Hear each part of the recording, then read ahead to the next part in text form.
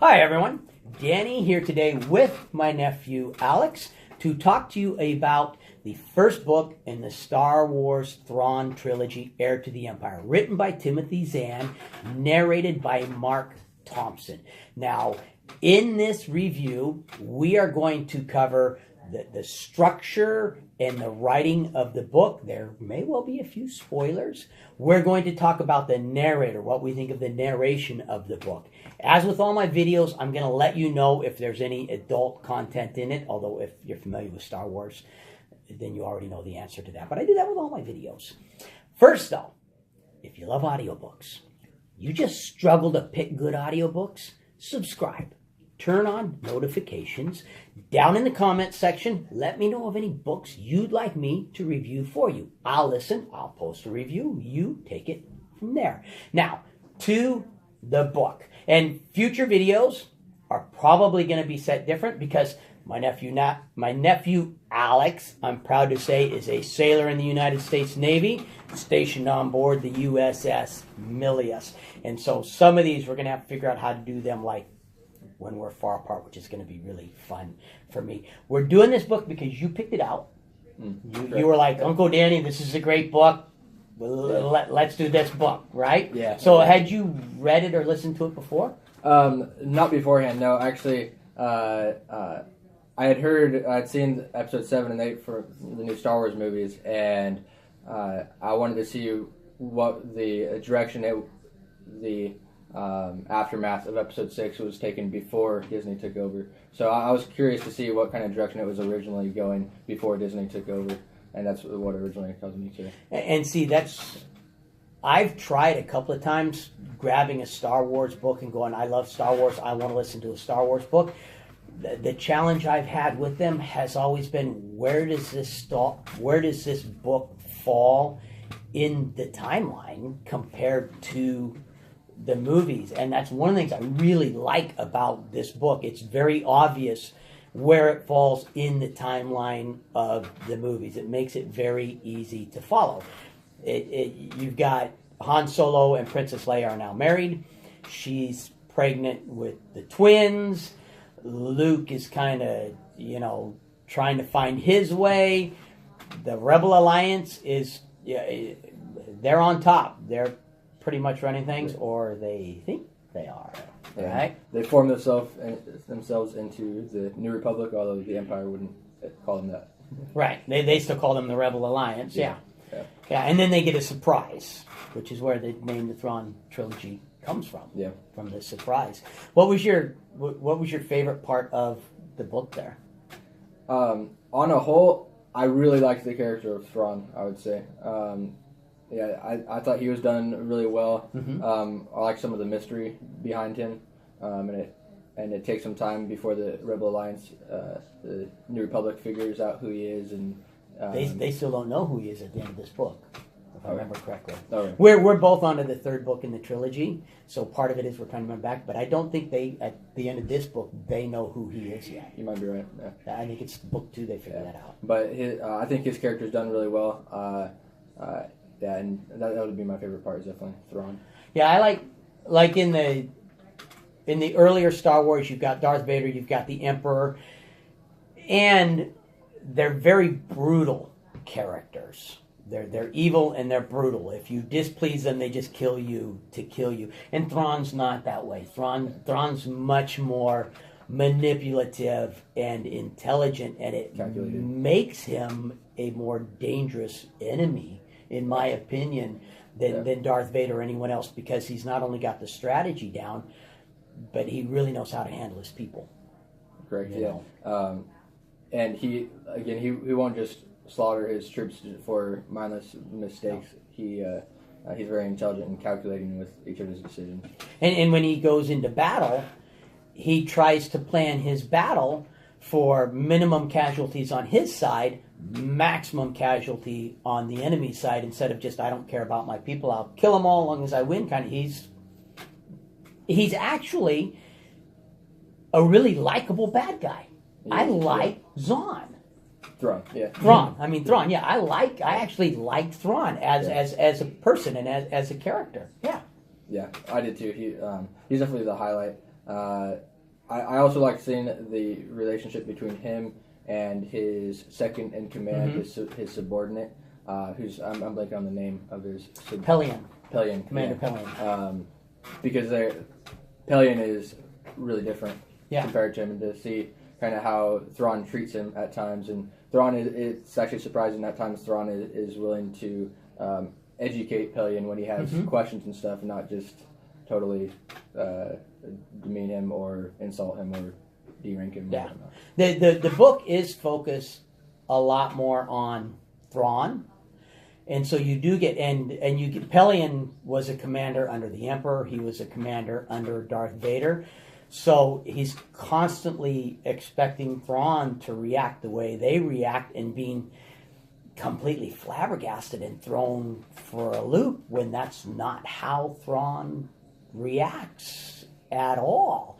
And it's interesting to me that he's his second in command, but it seems like half the time, or actually it seems more like 90% of the time, he's completely lost. He has no clue what Thrawn is doing. He thinks Thrawn's about to completely blow it and is making this huge mistake. But like you said, Thrawn doesn't go, okay, well, you're an idiot. You don't understand what I'm doing. I'm putting someone else as my second in command. Thrawn, yeah, doesn't do that. Wait. It got Alex's dad behind us. He's all, Darth Vader. Ah. No, he educates him. And he's helping him become a better leader and a better commander. Sure. You know? And they bring the, what are those creatures called that put a force bubble around him? What are those called? Oh, I know what you're talking about, but it's got a whole new element to the book that makes it so that a Jedi Knight has a weakness. They've come up with a kryptonite for the Jedi Knights in the form of this creature that gets introduced, and that really adds how are they going to use those in this book kind of a thing, you know? It ends with what, in my opinion, was an amazing battle scene. I mean, that final battle scene. Yeah, definitely.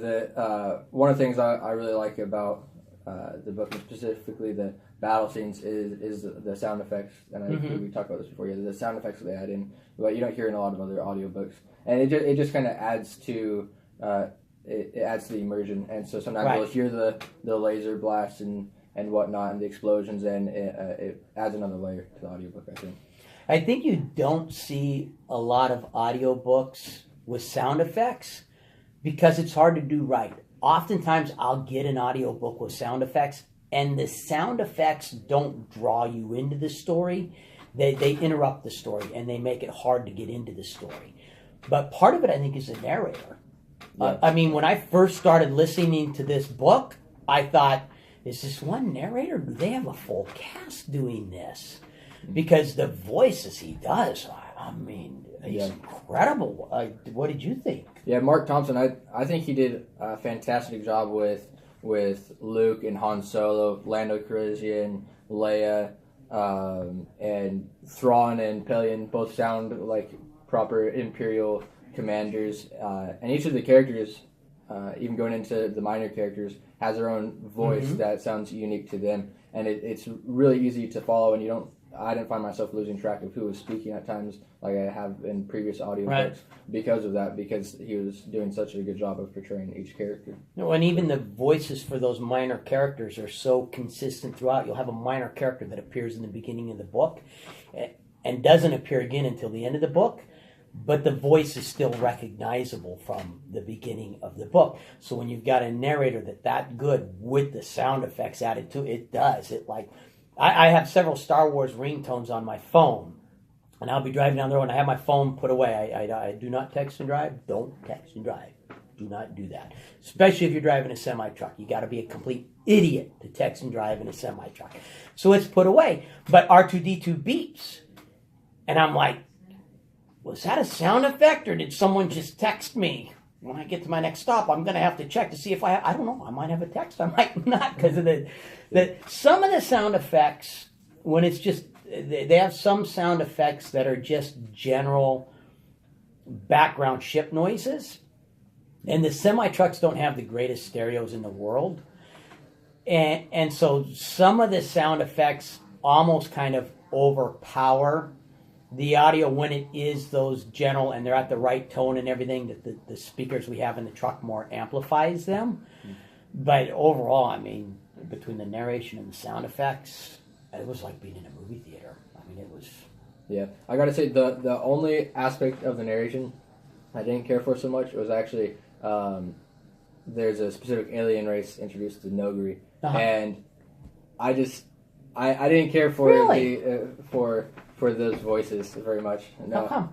I thought they sounded a little bit like, they reminded me of like nails on chalkboard. They were very they're very rough, and I would say, like, I mean, it's an alien species, so they can sound however they want them to sound, but they weren't pleasant to listen to, I would say.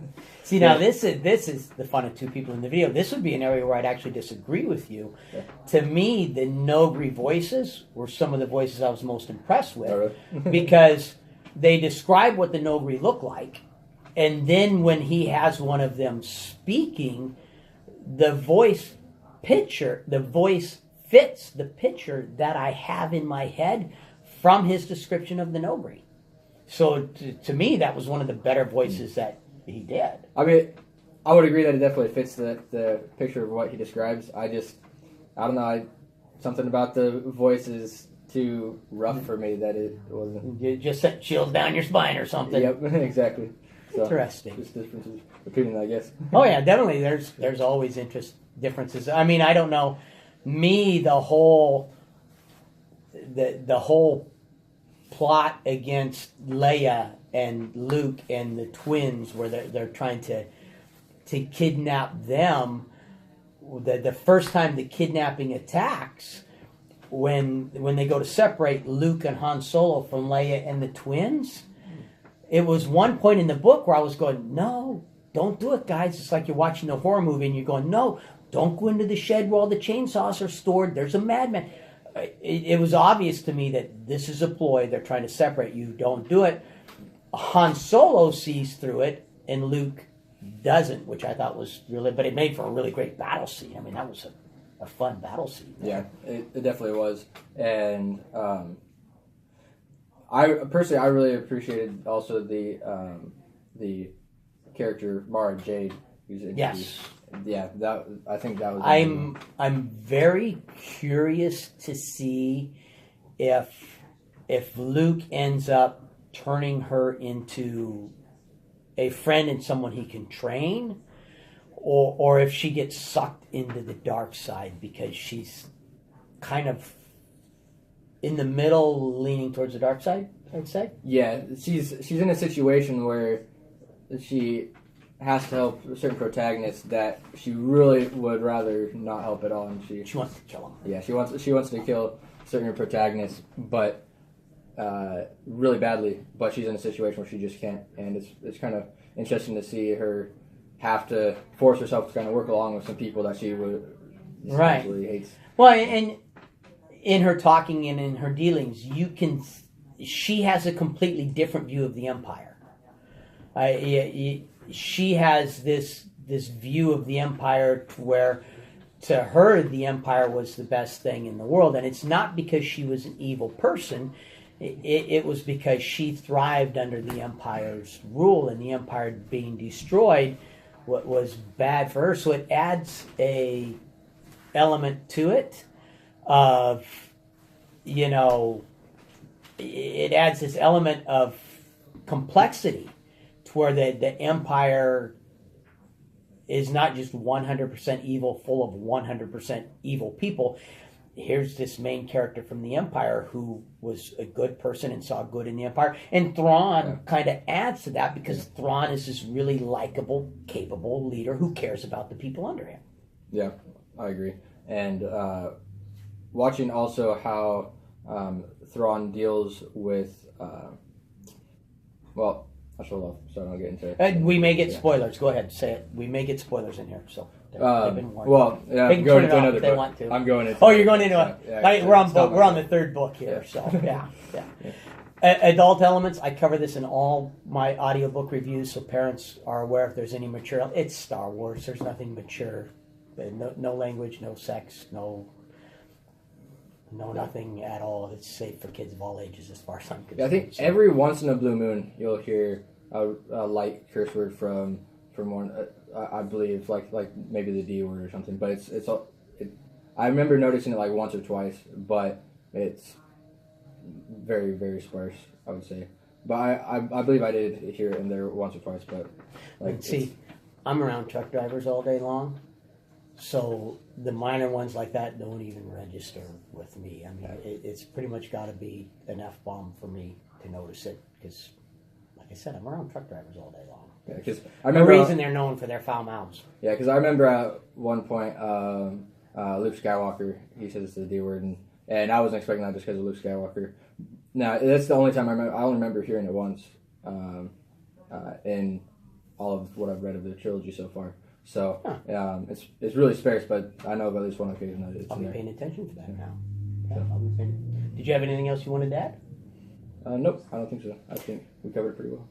I don't really think I have anything else to add. All right. Well, if you like the video, hit the thumbs up. If you like my channel, subscribe. Turn on notifications. Questions, comments, feedback, put them in the comment section. That's what it is there for. But no matter what else you do today, make sure that today you listen to at least one really good audiobook. And both Alex and I highly recommend Heir to the Empire, Book 1 of the Thrawn trilogy from Timothy Zahn. Thank you.